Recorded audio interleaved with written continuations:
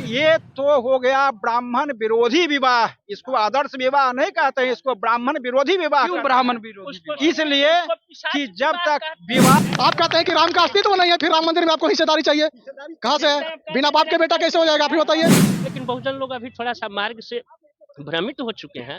उनको राजनीति का कुछ ऐसा अपना मिल गया है जो ब्राह्मण की शिकायत कर देंगे तो हम नेता बन जाएंगे, तो ऐसे लोग ऐसा कहते हैं। बाकी प्रायः बहुजन लोग ऐसा नहीं करते। जिस ब्राह्मण का स्वाभिमान जिंदा होगा वो कभी ऐसा काम नहीं करेगा। से जिन्होंने भी शास्त्र का, ब्राह्मण का, भगवान का, अपने माता पिता का, गुरुजनों का जिसने भी अपमान किया है वो नरकगामी तो होते हैं। इसको हम लोग देखते नहीं हैं, लेकिन यहाँ धरती पर जब उनके जीवन में आप उतरिएगा तो देखिएगा कि नाना प्रकार के दुख वो झेल रहे हैं। हम लोग समाज को बांटने का नहीं, हम लोग समाज को जोड़ने का प्रयास करते हैं। तो आप अपने आप को बोल रहे हैं कि समाज का हम हिस्सा ही नहीं है, हम हिंदू धर्म को मानते ही नहीं है, हम बौद्ध धर्म के आदमी हैं, तो फिर आपको श्री राम मंदिर में हिस्सेदारी क्यों? ब्राह्मण संरक्षक रहा है शुरू से, लेकिन ब्राह्मण को सिर्फ राजनीति विद्वेष के चलते ऐसा किया जा रहा है। कोई कह रहा है उनको कि आप करवाइए। ये बताइए, आप ब्राह्मण से सत्यनारायण भगवान की पूजा करवा के 100 रुपया दे रहे हैं, तो उस ब्राह्मण के 100 रुपया से कुछ हो जाएगा? हम तो कहते हैं, सब ऐसे दलितों को कहते हैं कि वैसे ब्राह्मणों का विरोध कीजिए। नमस्कार, मैं मनीष और आप देख रहे हैं मीडिया दर्शन। अभी मैं बापू सभागार में हूं और आपको बता दूं कि आज बापू सभागार में राष्ट्रीय ब्राह्मण महोत्सव का आयोजन किया जा रहा है और तमाम काफी बड़े बड़े नेता जो ब्राह्मण समाज से ताल्लुक रखते हैं वो पहुंचे हुए हैं, कार्यकर्ता भी हैं। इन्हीं से जानते हैं कि आखिर क्या योजना है, आज राष्ट्रीय ब्राह्मण महासभा का आयोजन किया जा रहा है। क्या योजना है? योजना है कि हमारे जितने भी ब्राह्मण हैं अपना हक के लिए जो है एकता बना करके रखने की अपील है। और ब्राह्मण जो है हर समय में अस्तो माँ सदगमया तमसो माँ ज्योतिर्गमया निहितो माँ नितंबमया सर्वे च सुखिनः सन्तु सर्वे सन्तु निरामया सर्वभद्राणि पश्यन्ति माम कश्चित् दुख भाग भवे। और यही नहीं, ब्राह्मण हर बार नारा लगाता है कि धर्म की जय हो, अधर्म की नाश हो, प्राणियों में सद्भावना हो और विश्व की कल्याण हो। पूरे विश्व को जो सो कल्याण को जो सो कामना करता है। इसलिए हम लोग हर युग में मिला है। अभी एकता छोड़ देने के बाद जो है मुगल कालीन में भी जो है बीरबल मंत्री था, गुरु वशिष्ठ राम के यहाँ जो है पुरोहित के रूप में थे। ये जो राम का जन्म कराने वाला, देने वाला ये दधीची ऋषि का ही आशीर्वाद है और बताया हुआ जो है सो ये गुरु वशिष्ठ जी हैं। और मैं इतना ही बात कहकर अपने वाणी को विश्राम करना चाहता हूँ। ये बताइए कि लगातार आप ये कहा जाता है कि ब्राह्मण समाज से जो ताल्लुक रखने वाले लोग हैं, ब्राह्मण समाज को लेकर के कई तरीके का बयान भी दिया जाता है। क्या कहेंगे इस तरीके का जो बयान दिया जाता है लोगों के द्वारा, खास करके नेताओं के द्वारा, क्या कहेंगे? ये सब गलत है, क्योंकि हमारा जो है हर चीज में अगुआ है। ब्राह्मण जो है कल्याण में भी आता है और कोई मर जाता है उसमें भी आता है, सब में आता है। तो कहीं ना कहीं आप लोगों ने मनुवादी प्रवृत्ति को बढ़ावा दिया है, ऐसा कहा जाता है, क्या कहेंगे? नहीं नहीं नहीं, ऐसा तो बात नहीं है। ये आलंछना लगाया गया है।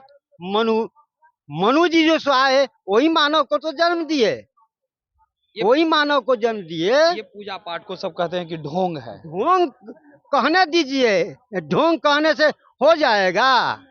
तो क्या ढोंग कहने से नहीं ना होगा, क्योंकि जब से धरती की रचना हुई है तब से पूजा पाठ जो होते आ रहा है और जब तक धरती रहेगी वो पूजा पाठ होते ही रहेगा। और जो है रात में बिना ब्राह्मण के बिना कोई यज्ञ नहीं होगा। भैया अगर बात की जाए तो आप लोग ब्राह्मण महासभा में आप लोग आए हुए हैं, ये बताइए कि जितने भी लोग हैं पंडित पुरोहित जो पूजा कराते हैं, बहुजन समाज के लोग ये कहते हैं कि ये सब ढोंग है, भगवान पूजा कराना ये सब ढोंग है और सिर्फ मनुवादी विचारधारा को आगे बढ़ाने वाले लोग हैं। क्या कहेंगे आप? देखिए, मैं इस पर यही कहूँगा कि ये तथाकथित राजनीतिक दुर्भावना के तहत लोग ऐसा बोलते हैं, जबकि सच्चाई यह है जो धर्म ही सब कुछ है और बिना धर्म के कोई भी मनुष्य, चाहे वो कोई भी जन हो, बहुजन हो या अल्पजन हो या सभी जन हो, हम लोग ब्राह्मण है, सभी की कामनाओं के लिए यज्ञ करते हैं। उसमें बहुजन भी आते हैं, लेकिन बहुजन लोग अभी थोड़ा सा मार्ग से भ्रमित हो चुके हैं, उनको राजनीति का कुछ ऐसा अपना मिल गया है जो ब्राह्मण की शिकायत कर देंगे तो हम नेता बन जाएंगे। तो ऐसे लोग ऐसा कहते हैं, बाकी प्रायः बहुजन लोग ऐसा नहीं कहते। अगर देखा जाए तो कई भी लोग ये कहते हैं कि आज आदर्श विवाह की तरफ लोग ज्यादा झुकाव देखने को बिल्कुल मिल होना रहा है। चाहिए। लोग वो जो ब्राह्मण पूजा होता था शादी विवाह में उसको अब कहीं ना कहीं दूर करते दिख रहे हैं। लोग आदर्श विवाह की तरफ झुक रहे हैं। तो इससे कहीं ना कहीं ब्राह्मण लोगों का जो कार्यशैली था उस पर भी सवालिया निशान खड़ा किया जा रहा है, क्योंकि पूजा लोग अब करते नहीं है। लोग अब आदर्श विवाह की तरफ जा रहे हैं। तो फिर ये कहाँ तक आदर्श विवाह का मतलब क्या होता है? आप हमें बताएं, आदर्श विवाह किसको कहते हैं? आदर्श विवाह? आपके नजरिए आदर्श विवाह क्या है? आदर्श विवाह में हम लोग को जहां तक की जानकारी है कि उसमें ब्राह्मण का कोई उपयोगिता नहीं देखने को मिलता है, कोई पूजा पाठ वगैरह नहीं होता।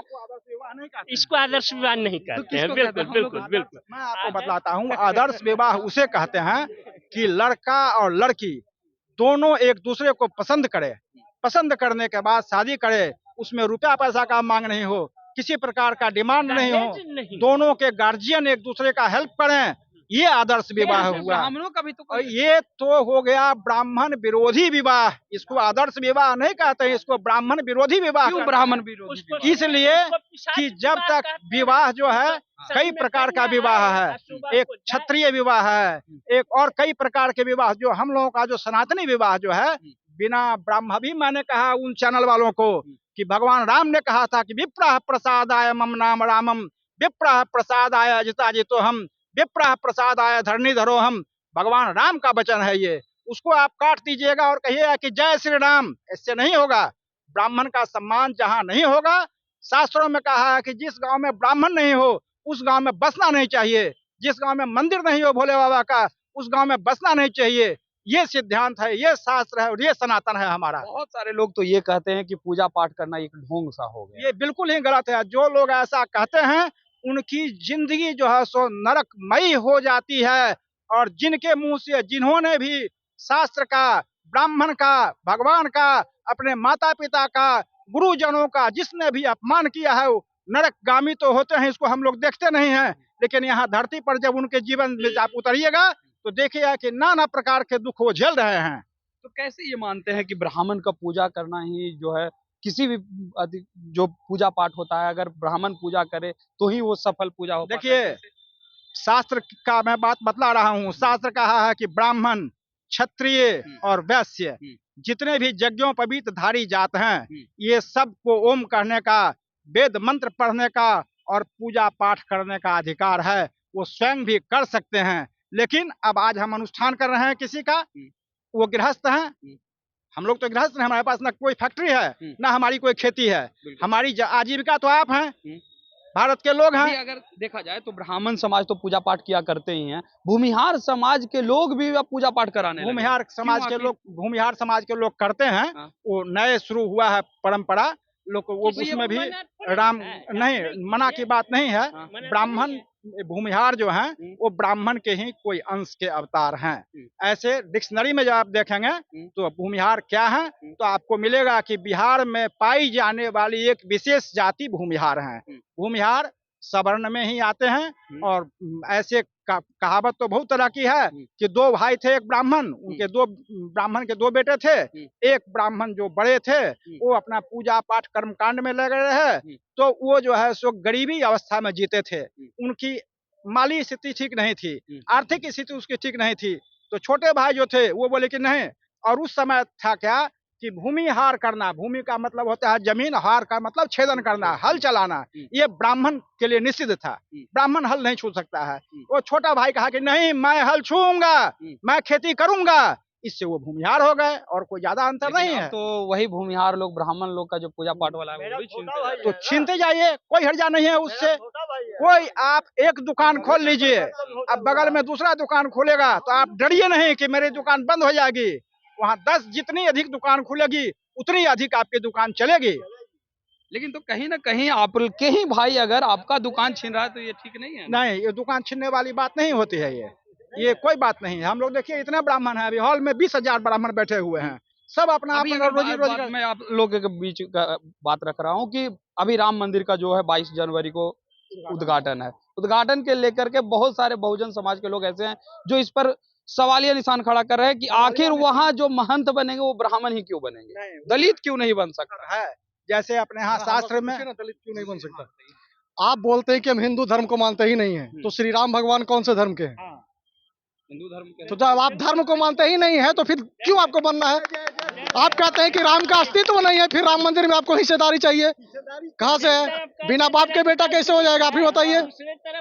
हम गलत कह रहे हैं तो आप काटिए इस बात को। बिल्कुल, अगर जैसे आप लोग कहते हैं कि वो लोग हिंदू हैं, दलित लोग हिंदू हैं, हम लोग देखिए, हम लोग समाज को बांटने का नहीं, हम लोग समाज को जोड़ने का प्रयास करते हैं। आप अगर अंदर गए होंगे तो क्या बोला जा रहा है ये आप सुने होंगे।